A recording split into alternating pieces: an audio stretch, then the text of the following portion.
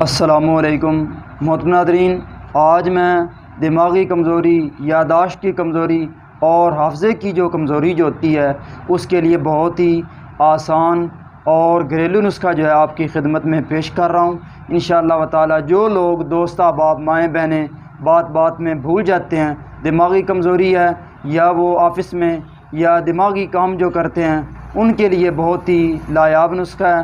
چلتے ہیں نسخے کی طرف۔ مغز کدو، کشنیز، بادام تینوں 2.5 تولہ، مغز بادیان 3.5 تولہ، الائچی خرد 1 تولہ، کشتہ نقرہ خاص 2 ماشا، کوزہ مصری 12.5 تولہ۔ تمام ادویہ کو باریک پیس کر صفوف تیار کر لیں۔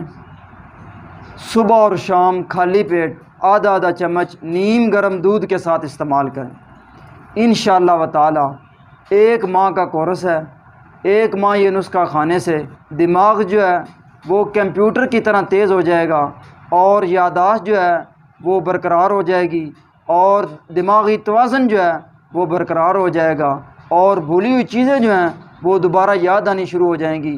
اس نسخے کو بنائیں اور ہمیں دعاؤں میں ضرور یاد رکھیں۔ السلام علیکم ورحمۃ اللہ وبرکاتہ۔